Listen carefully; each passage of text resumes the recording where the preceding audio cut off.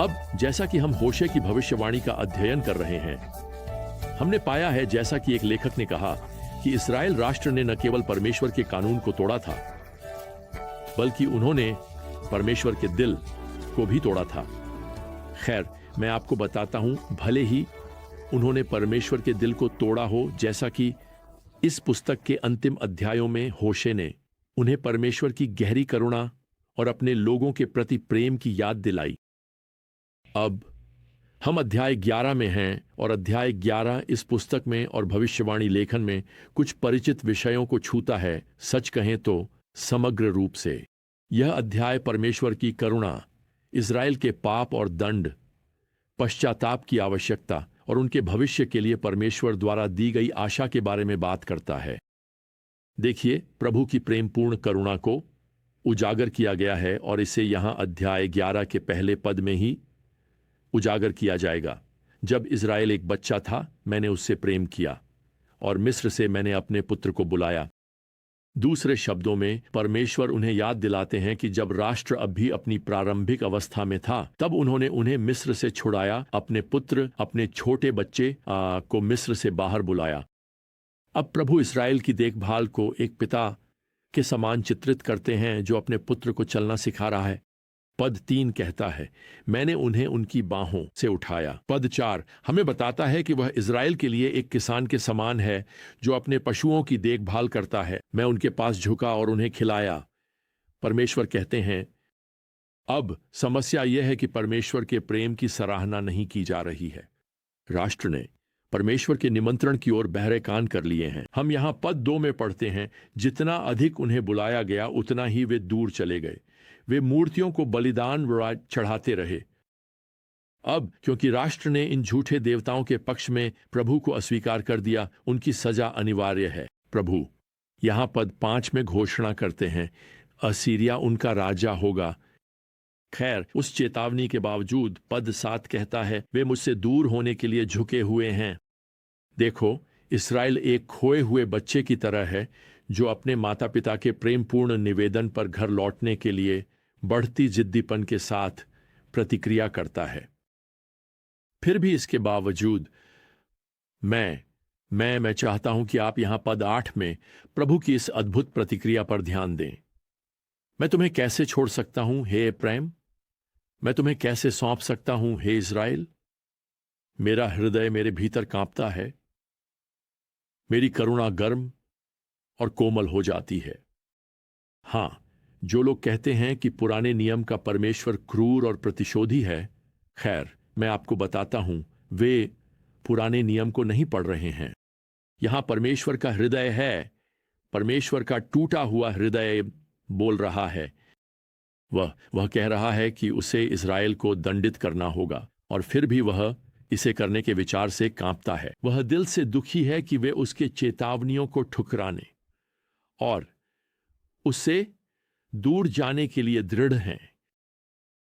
सुनो, परमेश्वर पवित्र है, पाप का न्याय होना चाहिए, लेकिन परमेश्वर प्रेममय और दयालु भी है। उसकी इच्छा है कि लोग पश्चाताप करें और उसका अनुसरण करें, क्योंकि वह जानता है, जैसे अनगिनत विश्वासियों को पता है, और मुझे भी यह निश्चित रूप से पता है, कि प्रभु के प्रति पश्चाताप और स्वीकारोक्ति इस जीवन में और एक दिन स्वर्ग में प्रभु के साथ आने वाले जीवन में पूर्णता और आनंद और संतोष लाती है। यहां परमेश्वर लोगों पर अपना क्रोध उंडेलने के लिए उत्सुक नहीं है, वह क्षमा करने के लिए उत्सुक है। तो इस भविष्यवाणी में हमें आने वाले न्याय की चेतावनियां मिलती हैं, लेकिन उन चेतावनियों के साथ हमें यह निमंत्रण भी मिलता है, क्षमा प्राप्त करने की आशा। सुनो प्रिय, तुम हमेशा जान सकते हो कि तुम्हारे कान में कौन फुसफुसा रहा है। यदि यह तुम्हारी पतित प्रकृति है या शायद शैतान है, तो खैर, फिर तुम्हें पापी के रूप में कोई आशा नहीं दी जाती है ना। लेकिन अगर यह परमेश्वर की आत्मा है, तो आपको याद दिलाया जा सकता है कि भले ही आप पापी हैं, आप भी क्षमा किए जा सकते हैं। आप परमेश्वर के पुत्र प्रभु यीशु मसीह के माध्यम से अनंत जीवन प्राप्त कर सकते हैं। खैर, अब अध्याय 11 ने एक अवलोकन और पूर्वावलोकन के रूप में कार्य किया है कि हम अब अध्याय 12 से 14 में क्या पाते हैं। और होशे के इन अंतिम 3 अध्यायों में अध्याय 11 के विषयों को दोहराया जाएगा, उन्हें विस्तारित किया जाएगा। अब हमें यह समझने की आवश्यकता है कि अध्याय 12 की शुरुआत में क्या है। यह मूल रूप से एक अभियोग है, न केवल इज़राइल का बल्कि यहूदा का भी। यहूदा को भी उनके विद्रोह के कारण दंडित किया जाएगा, जैसा कि पद 2 हमें बताता है। याकूब इज़राइलियों का पूर्वज है, जो उत्तर में रहते हैं, जिसे इज़राइल या एप्रैम कहा जाता है, और जो दक्षिण में है वह यहूदा है। खैर, आपको याद हो सकता है, जैसा कि हमने उत्पत्ति में उसके जीवन का अध्ययन किया था, कि याकूब अपने जीवन के शुरुआती समय में एक धोखेबाज था। यहाँ होशे में पद 4 उसकी भविष्यवाणी में हमें उत्पत्ति अध्याय 32 में जो हुआ था उसकी याद दिलाता है। उसने स्वर्गदूत के साथ संघर्ष किया और विजय प्राप्त की। उसने रोया और उसका अनुग्रह मांगा। उसने बेथेल में भगवान से मुलाकात की। खैर, यह ऐतिहासिक उदाहरण यह याद दिलाता है कि जब याकूब ने प्रभु की ओर रुख किया और पश्चाताप में रोया, तो परिणाम स्वरूप महान आशीर्वाद मिला। इसलिए यह अब यहूदा और इज़राइल दोनों के लिए अपील बन जाता है। हालांकि वे अलग हैं, वे सभी याकूब से ही उतरे हैं। तो होशे यहां पद 6 में कहते हैं, तो तुम अपने परमेश्वर की सहायता से लौट आओ, प्रेम और न्याय को दृढ़ता से पकड़ो और अपने परमेश्वर की प्रतीक्षा लगातार करो। दूसरे शब्दों में, अपने पूर्वज याकूब की तरह व्यवहार करना शुरू करो। पश्चाताप के उनके पद चिन्हों पर चलो। खैर, दुख की बात है, ये नहीं होने वाला है।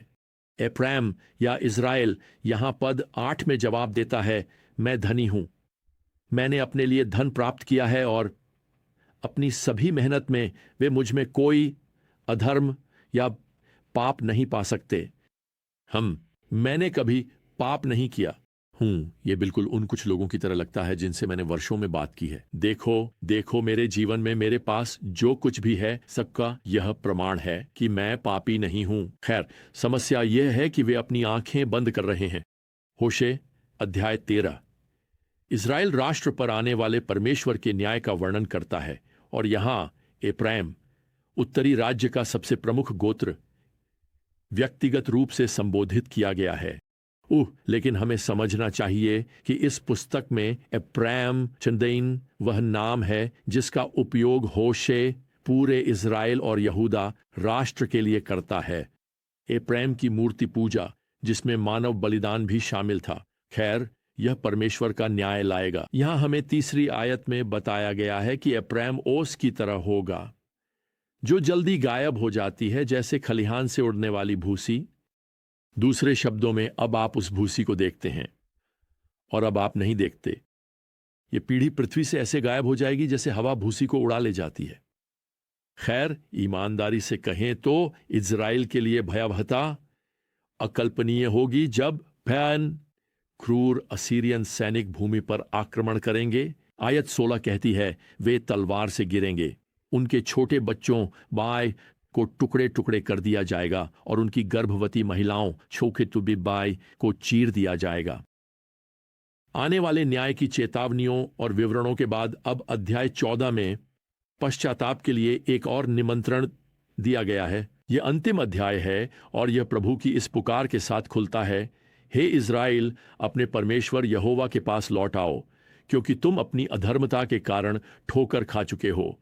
अपने साथ शब्द लेकर यहोवा के पास लौट आओ और उससे कहो, हमारी सारी अधर्मता दूर कर दो।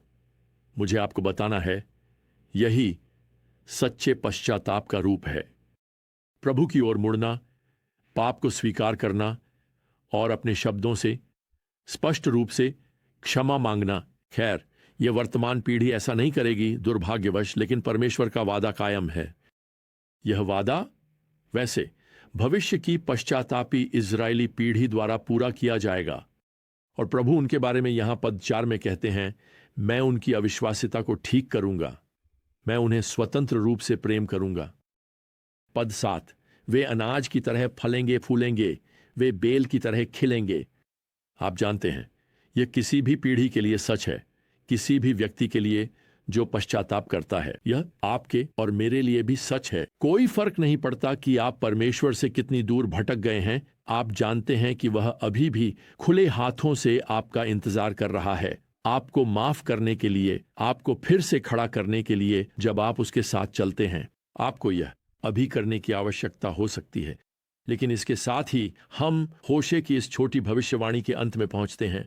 वह एक और शक्तिशाली निमंत्रण के साथ समाप्त करते हैं जो मुझे लगता है कि इस राष्ट्र के पूरे संदेश को संक्षेप में प्रस्तुत करता है।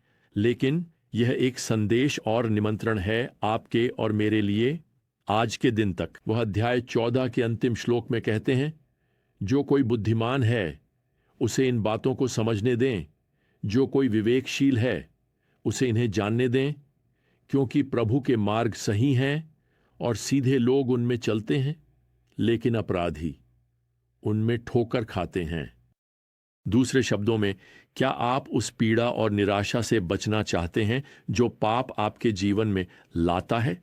क्या आप भगवान के दिल और अपने दिल को भी टूटने से बचाना चाहते हैं? तो यह आपके लिए है।